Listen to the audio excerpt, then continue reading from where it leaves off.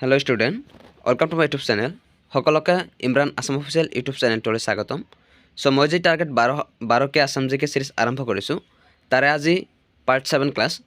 চ' আজিৰ ক্লাছত আমি টপ 20 কুৱেশ্যন এনচাৰ আলোচনা কৰিম আৰু এই 20টাৰ ভিতৰত তোমালোকৰ কেইটো শুদ্ধ হয় তোমালোকে কমেণ্ট বক্সত কমেণ্ট কৰি জনাবা চ' গতিকে আমি পলম নকৰি প্ৰশ্নবোৰ মাজলৈ আগবাঢ়ি যাওঁ চ' আজিৰ ক্লাছৰ প্ৰথমটো কুৱেশ্যন হৈছে উত্তৰ পূব ভাৰতৰ প্ৰৱেশদ্বাৰ বুলি কোনখন ঠাইক কোৱা হয় অপশ্যন দিয়া চাৰিটা ইয়াৰ অপশ্যন চাৰিটাৰ ভিতৰত শুদ্ধ উত্তৰ হ'ব option D is the correct answer Guwahati তো উত্তৰ পূব ভাৰতৰ প্ৰৱেশদ্বাৰ বুলি গুৱাহাটীক কোৱা হয় নেক্সট কুৱেশ্যন নম্বৰ 2 পূবৰ মানচেষ্টাৰ বুলি অসমৰ কোনখন ঠাইক কোৱা হয় অপশ্যন দিয়া চাৰিটা ইয়াৰ অপশ্যন চাৰিটাৰ ভিতৰত শুদ্ধ উত্তৰ হ'ব option C is the correct answer শুৱালকুছিক পূবৰ মানচেষ্টাৰ বুলি জনা যায় পৰৱৰ্তী প্ৰশ্নলৈ আগবাঢ়ি যাম নেক্সট কুৱেশ্যন নম্বৰ 3 পূবৰ স্কটলেণ্ড বুলি তলৰ কোনখন ঠাইক কোৱা হয় option A Haflong option B Dima Hasao option C Meghalaya আৰু অপশ্যন ডি আছে গুৱাহাটী চ' ইয়াৰ অপশ্যন চাৰিটাৰ ভিতৰত শুদ্ধ উত্তৰ হ'ব option C is the correct answer মেঘালয়ক পূবৰ স্কটলেণ্ড বুলি জনা যায় পৰৱৰ্তী প্ৰশ্নলৈ আগবাঢ়ি যাম নেক্সট কুৱেশ্যন নম্বৰ 4 অসমৰ সাংস্কৃতিক ৰাজধানী বুলি কোনখন ঠাইক কোৱা হয় option A Sivasagar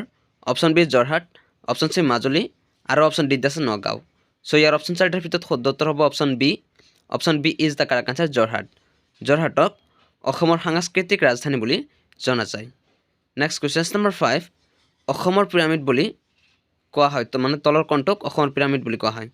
option A আছে Charaideo Maidam option B Madan Kamdev option C Kaziranga ৰাষ্ট্ৰীয় উদ্যান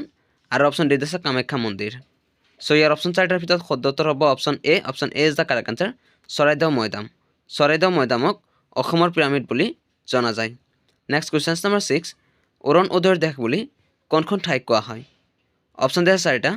ইয়াৰ অপশ্যন চাৰিটাৰ ভিতৰত শুদ্ধ উত্তৰ হ'ব option B is the correct answer অৰুণাচলক অৰুণ উদয়ৰ দেশ বুলি কোৱা হয় নেক্সট কুৱেশ্যন নম্বৰ 7 তলৰ কাক অসমৰ খাজুৰাহ বুলি কোৱা হয় অপশ্যন এ জয়সাগৰ পুখুৰী option B Sivadol option C Kamakhya আৰু অপশ্যন ডি আছে মদন কামদেৱ চ' ইয়াৰ অপশ্যন চাৰিটাৰ ভিতৰত শুদ্ধ উত্তৰ হ'ব option D is the correct answer Madan Kamdev অসমৰ খাজুৰাহ বুলি জনা যায় নেক্সট কুৱেশ্যন নম্বৰ 8 তলৰ কোনখন ঠাইক অসমৰ চাহৰ ৰাজধানী বুলি জনা যায় option A Jorhat option B Sivasagar option C Dibrugarh আৰু অপশ্যন ডি আছে তেজপুৰ চ' ইয়াৰ অপশ্যন চাৰিটাৰ ভিতৰত শুদ্ধ উত্তৰ হ'ব option A is the correct answer যোৰহাটক অসমৰ চাহৰ ৰাজধানী বুলি জনা যায় নেক্সট কুৱেশ্যন নম্বৰ 9 অসমৰ তৈলনগৰী বুলি তলৰ কোনখন ঠাইক কোৱা হয় option A Dibrugarh option B Sivasagar option C Makum আৰু অপশ্যন ডি আছে ডিগবৈ চ' ইয়াৰ অপশ্যন চাৰিটাৰ ভিতৰত শুদ্ধ উত্তৰ হ'ব option D is the correct answer ডিগবৈক অসমৰ তৈলনগৰী বুলি জনা যায় নেক্সট কুৱেশ্যন নম্বৰ 10 অসমৰ নৱদ্বীপ বুলি তলৰ কোনখন ঠাইক কোৱা হয় option A Nalbari option B Jorhat option C Hajo আৰু অপশ্যন ডি আছে নগাঁও চ' ইয়াৰ অপশ্যন চাৰিটাৰ ভিতৰত শুদ্ধ উত্তৰ হ'ব option A is the correct answer নলবাৰীক অসমৰ নৱদ্বীপ বুলি জনা যায় নেক্সট কুৱেশ্যন নম্বৰ 11 তলৰ কোনখন ঠাইক পঞ্চতীৰ্থ বুলি কোৱা হয় অপশ্যন এ তেজপুৰ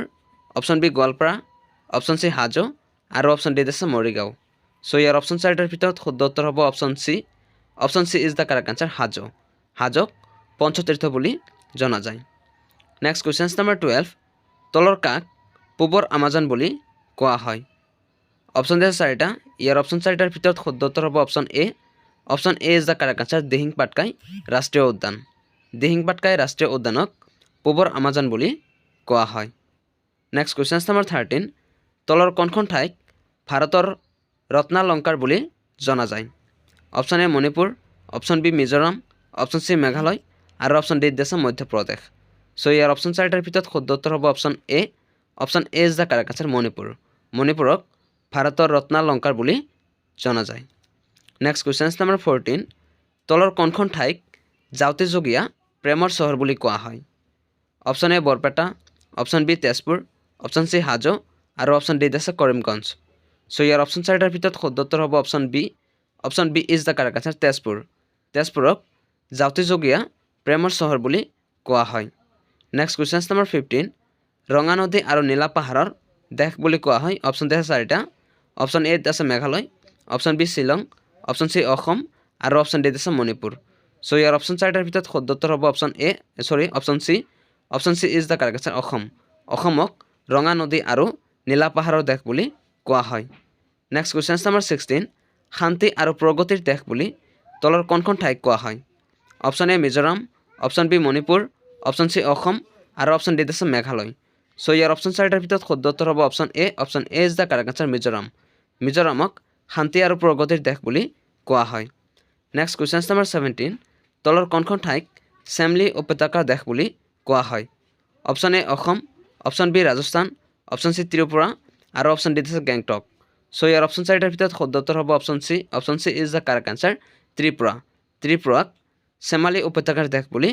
কোৱা হয় নেক্সট কুৱেশ্যন নম্বৰ 18 তলৰ কোনখন ঠাইক সপ্ততীৰ্থ বুলি জনা যায় option A Tezpur option B Hajo option C Jorhat আৰু অপশ্যন ডি আছে গুৱাহাটী ইয়াৰ অপশ্যন চাৰিটাৰ ভিতৰত শুদ্ধ উত্তৰ হ'ব option A is the correct answer তেজপুৰক সপ্ততীৰ্থ বুলি জনা যায় নেক্সট কুৱেশ্যন নম্বৰ 19 গুৱাহাটী চাহ নিলাম কেন্দ্ৰ কেতিয়া স্থাপন কৰা হৈছিল অপশ্যন আছে চাৰিটা ইয়াৰ অপশ্যন চাৰিটাৰ ভিতৰত শুদ্ধ উত্তৰ হ'ব option D is the correct answer 1970 চনত 1970 চনত গুৱাহাটী চাহ নিলাম কেন্দ্ৰ প্ৰতিষ্ঠা কৰা হৈছিল নেক্সট কুৱেশ্যন নম্বৰ 20 আজিৰ ক্লাছৰ অন্তিমটো কুৱেশ্যন ডিমাপুৰ বিমানবন্দৰ ক'ত অৱস্থিত অপশ্যন আছে চাৰিটা ইয়াৰ অপশ্যন চাৰিটাৰ ভিতৰত শুদ্ধ উত্তৰ হ'ব option A is the correct answer নাগালেণ্ডত ডিমাপুৰ বিমানবন্দৰ নাগালেণ্ডত অৱস্থিত সো যদি ক্লাছটো ভাল লাগিছে তেন্তে এটা প্লিজ লাইক কৰি দিবা আৰু যদি কোনোবাই চেনেলটো নতুন চাই আছা তেনেহ'লে চেনেলটো প্লিজ ছাবস্ক্ৰাইব কৰিবা